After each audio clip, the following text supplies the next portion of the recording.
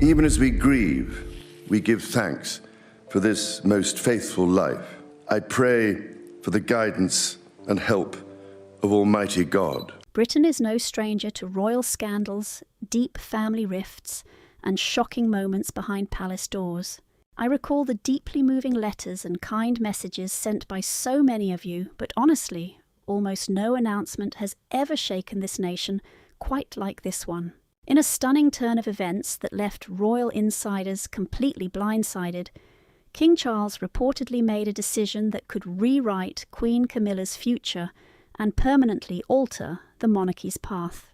As uneasy questions spread across Britain, people are desperately wondering what this choice actually means for the crown. Tell me, do you think this is the right path forward for the future of the royal family? Drop your thoughts in the comments section below. To help us make more videos and uncover this unfolding royal drama, please subscribe. A heavy constitutional decision. Just moments ago, history itself seemed to freeze. The thick velvet curtains of Clarence House stirred slightly as King Charles stepped directly into the blinding glare of flashing cameras. His face looked incredibly drawn, his voice trembling as he addressed the waiting world. Then he spoke the words nobody expected, the kind that instantly stop time and echo down through generations. Her Majesty Queen Consort Camilla is to lose her royal title effective immediately pending the outcome of a full investigation. A sharp gasp swept through the reporters like wind through dead autumn leaves. The entire room seemed to shake under the sheer weight of his words. Never in modern history had a sitting king severed such a close bond so publicly. Not with this absolute finality, not with this level of pain. Right beside him, Queen Mary's crown sat quietly on its velvet pedestal, a stunning relic gleaming with the cold fire of famous Cullinan diamonds and priceless gems. Once a beautiful symbol of royal unity, it now stood there as a silent witness to a bitter family split. Its sparkling brilliance clashed harshly with the heavy silence in the hall. Staff members froze mid-breath. One aide whispered quietly, "It is done." Outside, frantic reporters pushed and screamed out their questions. Their shouting was quickly drowned out by the heavy, solemn tolling of church bells across London's grey skies. Indoors, the royal household was falling apart. The single question hanging in the air was painfully simple yet completely devastating. What could possibly drive a king to make such a choice? According to quiet whispers from Buckingham Palace insiders, the real trigger was not idle gossip, but something incredibly real and undeniable, a stunning sapphire brooch. Not just any royal heirloom, but one that once belonged directly to the late Princess Diana. It suddenly popped up at a Geneva auction, sending massive shockwaves through the tight-knit royal family. Exactly how it got there was a total mystery until sharp-eyed investigators traced the path right back to Raymill House, Camilla's private home in Wiltshire. Within hours they identified a secret middleman. That suspect is now reportedly under heavy scrutiny by palace investigators. It was actually Princess Anne who first sounded the alarm. Her famous instincts were as sharp as ever. Prince William, fiercely loyal and highly protective of his mother's memory, demanded immediate answers. Meanwhile, Catherine, calm and dignified yet completely resolute, urged her father-in-law to take swift action. Protect the crown, she reportedly whispered to him in private, no matter what it costs. When the moment finally came, King Charles's hands visibly shook as he signed the official decree. The pen seemed almost too heavy for him to lift. Its ink carried the massive weight of centuries of duty, tradition, and profound heartbreak. His quiet voice still held a deep, ancient resolve. That crown must stay completely pure, and with those words the unthinkable became real. The British monarchy now finds itself standing at a fragile, dangerous crossroads. Brilliant but cracked, honoured yet deeply shadowed by scandal. An institution that was once built entirely on loyalty and family legacy is now deeply tangled up in complex questions of morality and law. How does a family bound by ancient heritage confront the painful threat of betrayal within their own palace walls? Outside the gates, the world watches, fascinated deeply, stunned, and perhaps even slightly sympathetic. Inside the grand corridors that once echoed with the steady footsteps of tradition are now filled with an uneasy, tense silence. Staff whisper. Royal advisors gather behind locked doors. The air itself feels heavy with dark secrets that are yet to be revealed. Could this actually be the exact moment that redefines the royal bloodline? Could one single jewel, whether lost, stolen, or sold, completely unravel the delicate thread of royal continuity? Or is there something far deeper here? A painful story of broken trust, of tested love, and of history repeating itself in haunting symmetry. To truly understand this painful fracture in the crown, we have to look backward. Behind this dramatic announcement lies much more than simple scandal. This is a complex tale of inheritance, bitter rivalry, and deep guilt buried beneath the immense grandeur of the monarchy. It is the story of how one sapphire brooch, which was once a simple token of affection, became the very spark that ignited the most shocking royal reckoning of our time. And so, as the heavy church bells keep tolling and those palace gates remain firmly shut, one undeniable truth becomes clear. This is no ordinary palace scandal. It marks the dark beginning of a new chapter in a centuries-old family saga, where loyalty, love, and legacy collide directly under the shadow of the crown. Was Camilla confronted about this discovery before the king announced his decision? How did Camilla react and respond when she was finally confronted? Did she deny everything? Let us find out. King Charles and William's silent verdict. Just a few days earlier, on November 8th, the heavy atmosphere inside London's Royal Albert Hall felt almost sacred. Soft beams of red and gold light lit up the massive room for the Festival of Remembrance, casting gentle shadows directly over the royal family. Camilla stood close to King Charles, fingers resting gently against his sleeve, acting as both his steady partner and his quiet protector. She offered soft smiles during the hymns, bowed through the prayers, carrying herself with absolute poise. For the flashing cameras, it painted a flawless picture of royal unity, graceful, solid, and completely calm. Yet anyone standing close enough to study the king's face caught a very different story. Charles's expression was cold, entirely detached from the manufactured warmth of the ceremony. He wasn't angry, nor was he affectionate.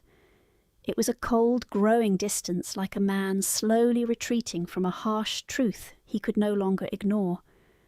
Tonight, that distance finally broke into the open. It triggered immediate royal action. Deep behind the heavy palace walls, father and son, King Charles and Prince William, finally spoke with one single unified voice. To the public, they spun the decision as purely administrative, a routine tweak to royal duties. But the anxious insiders whispering behind closed doors used a much heavier word, final. Outside Buckingham Palace, a cold November rain cut through the thick fog, drenching the reporters who gathered there, sensing a massive historical shift was about to unfold. Inside, the lamps in the Queen's private quarters burned bright long after the rest of the palace went completely dark. Still, she refused to release any statement. Maybe she didn't have to. Sometimes the most devastating response is wrapped in total silence, a heavy quiet that exposes the exact secrets everyone is too terrified to voice.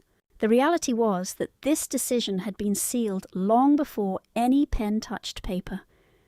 Earlier that very evening, Charles locked himself in a private study with William. According to one palace insider, their meeting lasted barely 20 minutes. It ended with the king delivering a quiet, resolute declaration: this must come from both of us, not as father and son, but as crown and heir. Within hours, the foundation of the joint announcement was drafted. It wouldn't strip her of any titles, nor would it accuse Camilla of any explicit wrongdoing. Such a drastic move risked shattering a fragile monarchy already reeling from health battles, intense public scrutiny, and endless rumours. Instead, the press release took a far more calculated, highly polished form, smooth on the surface but razor-sharp underneath. The text emphasised personal integrity, full transparency, and a renewed focus on public duty. Yet behind those polite terms lay a brutal truth punishment masked as routine protocol and mercy twisted into absolute control. When the draft reached Camilla, she read it twice. She refused to sign. She didn't need to. The real message was written clearly between the lines. By midnight, she retreated to the quiet halls of Clarence House. Her personal staff noted that she dismissed her driver much earlier than usual, choosing to spend the long night completely alone in her drawing room. On a small side table rested an unsealed envelope bearing just 3 handwritten words to my king. She offered no further explanation. She simply didn't need to. By dawn, the quiet corridors of the palace felt entirely changed, as if a vital support beam had silently splintered forever. The brief statement went live barely 100 words long, yet heavy enough to stun every newsroom in Britain. The brief release simply announced that Queen Camilla was stepping back from her individual public duties, emphasizing that the monarch and his heir stood completely united in their shared pledge to preserve the integrity of the crown. The public saw diplomacy. The palace knew it was exile. That very night, Clarence House quietly locked down its private wing. Her secretaries were reassigned press officers, replaced, and a heavy, suffocating silence settled over the empty corridors. Camilla ignored every phone call, turning away all offers of sympathy. Only a single loyal aide saw her staring out the window, watching the rain blur the distant city lights, as she whispered, "They have rewritten my purpose." Over at Windsor Castle, Charles sat down with William and Princess Anne for a very tense, quiet dinner. No cameras, no speeches, just the raw truth shared by 3 people carrying the crushing weight of a kingdom. Charles looked exhausted, visibly older. "It is done," he finally whispered. She was never the enemy, only the storm, Charles said. Anne, characteristically blunt, replied, "The crown does not survive storms through kindness. It survives through silence." William remained quiet, but he understood exactly what this painful choice would cost, and why it had to be made. This sudden breaking point leaves us with the one question that has quietly haunted the royal family for years. How did this crisis actually start? What hidden spark set this storm in motion? Up next, Camilla and the monarchy's hidden struggles for power. To fully comprehend how the royal house reached such a fragile state, we must look backward far from the flashing cameras and sensational headlines deep into the locked rooms where real power shifts. When Charles finally ascended the throne, the public watched a man stepping into his ultimate destiny, and a woman claiming a crown she had waited decades to secure. For many, Camilla's rise seemed the final chapter in a long, incredibly messy saga. She had survived intense scandal, public outrage, and the lingering shadow of Princess Diana somehow outlasting every single opponent. Hidden beneath her gentle public persona was a woman who had quietly mastered the art of passive influence. She never needed to raise her voice or aggressively force her way forward. Instead, she moved with absolute poise, gently steering major decisions while making sure she never appeared to be the hand at the wheel. During the first months of Charles's reign, the public saw her as a dedicated, comforting partner, elegant, calm, and always smiling. Journalists eagerly praised her new reading room initiative, hailing it as clear proof of her transition into a dignified intellectual role. Yet real power, once tasted, easily takes root in completely unseen spaces. Before long, court insiders began whispering about what they dryly dubbed the Camilla Doctrine, a subtle method of governing through quiet charm, personal persuasion, and carefully managed alliances. While the public assumed Charles was merely taking things easy to protect his health staff behind palace walls, watched a very different operation take shape. As the king's official calendar shrank under medical advice, Camilla began quietly assembling a tight circle at Clarence House, 3 key figures she trusted implicitly. A retired Fleet Street journalist, a sharp former political advisor, and a lifelong family friend. Initially, these meetings seemed entirely innocent, simple companionship, for a queen suddenly thrust under the world's microscope. Slowly, friendly companionship morphed into counsel. Then that counsel hardened into absolute control. Confidential reports, speeches, and schedules began filtering through her hands before ever reaching the king. Still, her soft tone never changed. She remained polite, steady, and reassuring. Yet the weight of her presence grew heavier in every room. Officers noticed subtle shifts, not enough to spark alarm, but just enough to show a shift. Orders of precedence adjusted, patronages moved, and meetings rearranged. Slowly and quietly, the daily rhythm of the monarchy began to revolve around her decisions. William and Catherine maintained their careful diplomacy, watching closely but offering no public objection. Princess Anne, though, saw what others tried hard to ignore. In a private moment, she warned Charles, calling it a dangerous court within a court, a dangerous echo from royal history. Yet Charles defended Camilla, insisting she was simply helping him carry the heavy burden, not trying to seize it. He trusted her completely, maybe even too completely. By late 2025, this quiet shift was nearly invisible to the outside world. Yet it was fully recognized by those living inside it. Camilla had become a quiet center of gravity, with her influence stretching from palace corridors straight into political offices, and with every choice she shaped the fine line between support and control, blurred just a little bit more. Then a truly startling revelation emerged, exposing a major discrepancy uncovered during a palace audit, sending shockwaves through the household. What deep secret did it actually reveal? And just how deep did that painful ripple go? Keep watching to find out. Shadows behind the crown. King Charles III sat completely alone in the dim glow of his private library at Buckingham Palace, the silence heavy, broken only by the distant, lonely rustle of wind in the royal gardens. Before him lay a letter, sealed with the royal crest, brief, incredibly formal and cold. It carried the cold, formal words of Queen Camilla's office, informing him directly that she would not be attending the upcoming 50th anniversary celebration of their Royal Charitable Trust. The reason given was a busy schedule, but Charles knew far better. It certainly was not duty that kept her away. It was pure indifference.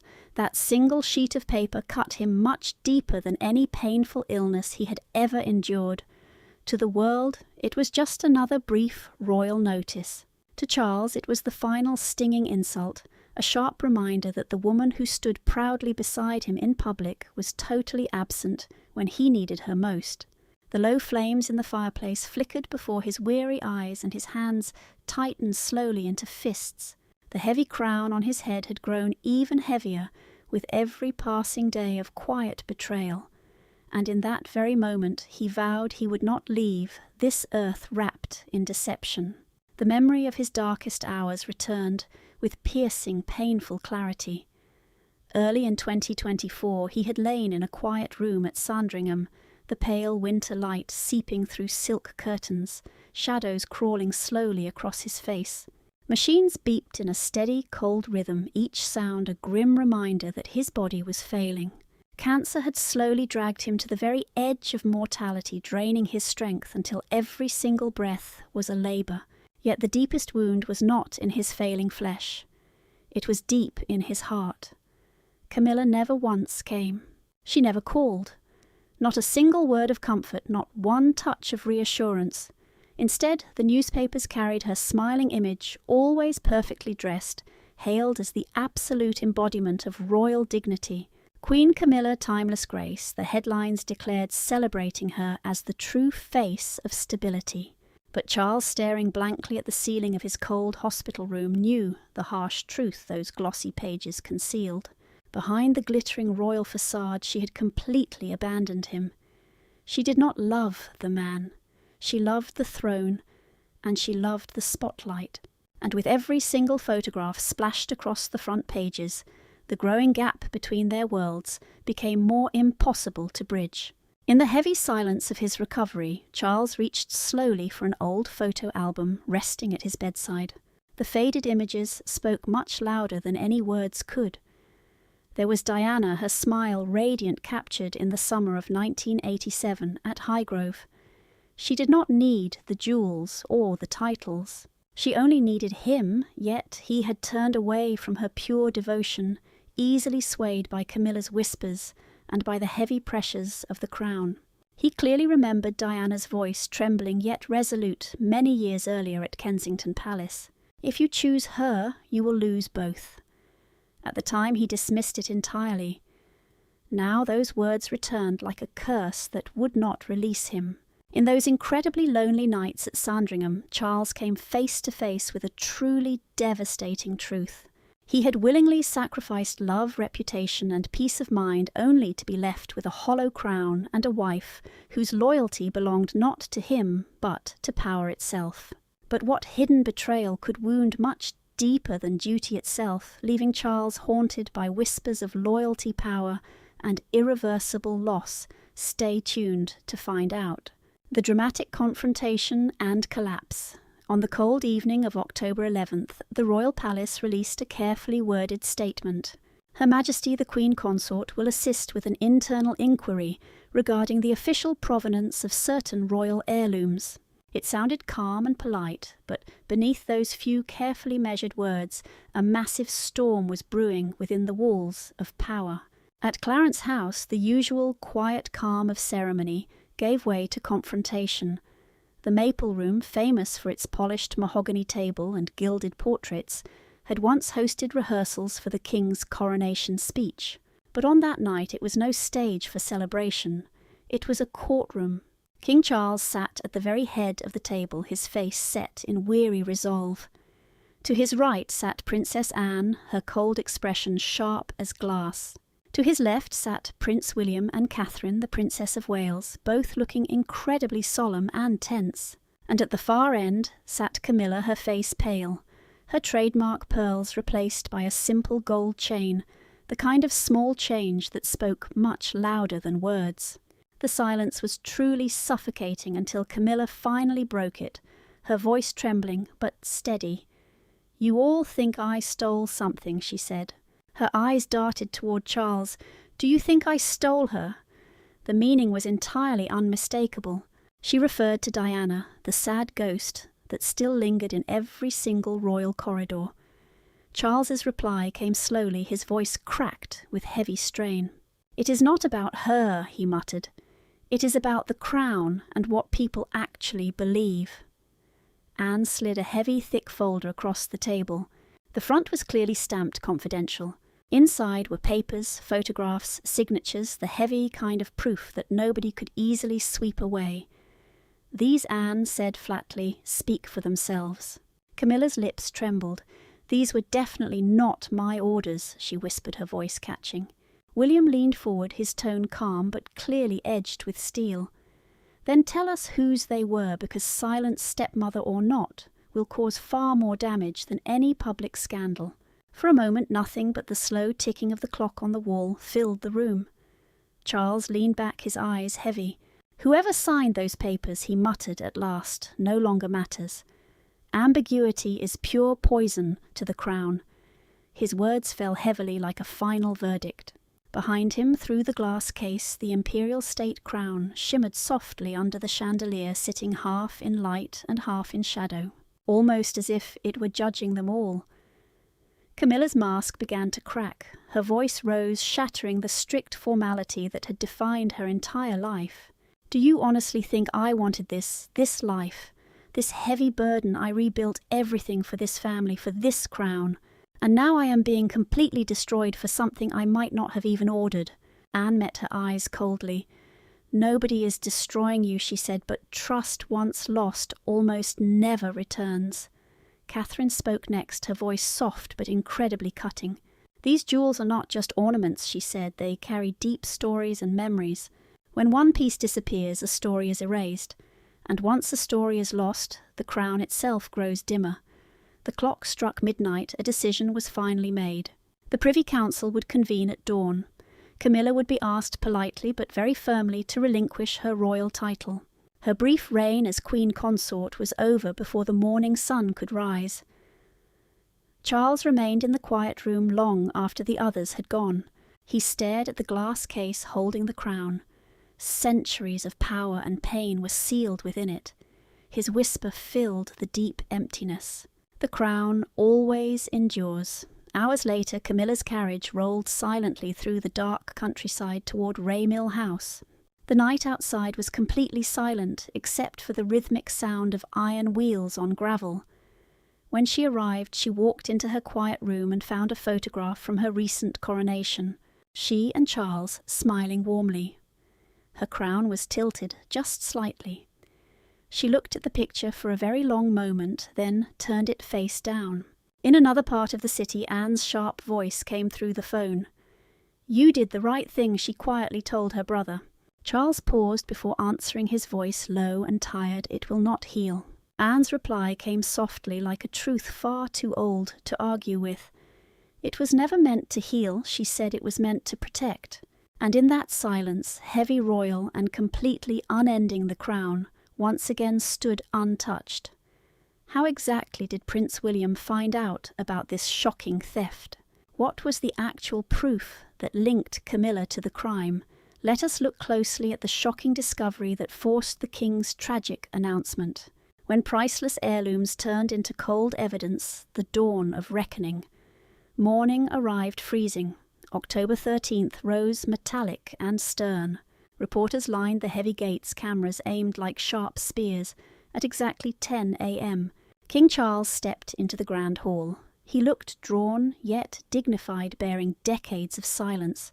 The Queen Mary crown stood beside him, gleaming under the bright spotlight. Inside the hall were officials, press, and close family. William stood directly behind his father with Catherine by his side, completely composed. Anne lingered nearby, her head bowed.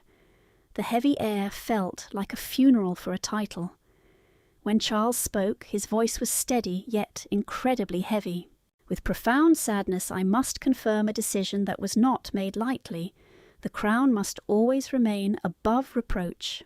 Her Majesty, the Queen Consort Camilla, hereby withdraws from all public duties and relinquishes her title." Cold silence swallowed the room. Then, as though gravity itself shifted, he continued, "This decision arises not from anger but from preservation.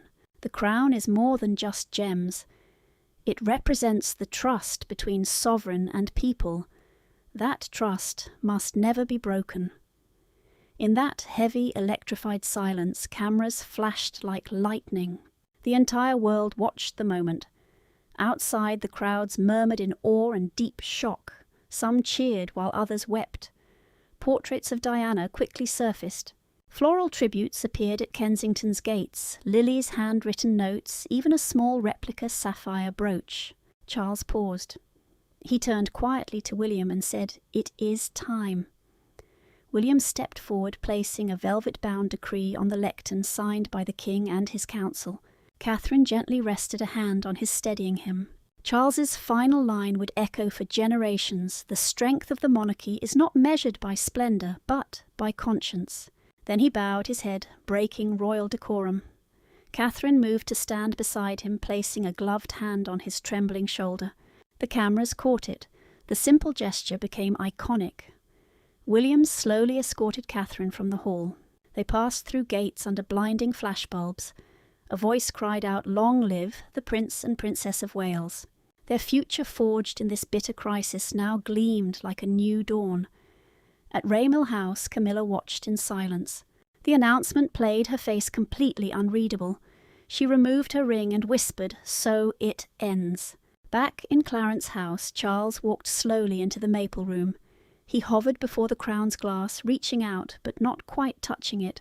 His reflection split across diamonds and heavy shadow. He whispered, "Forgive me." 12 heavy tolls of the church bells echoed across London. A reckoning, a catharsis, a painful rebirth. The world called this the Crown's Day of Judgment. Love, legacy, and duty collided beneath diamonds that had outlived every single heart that wore them. By dusk, London held its breath. It was not celebration or mourning. Something heavy hung in between. Gilded gates glowed in lamplight as crowds swelled.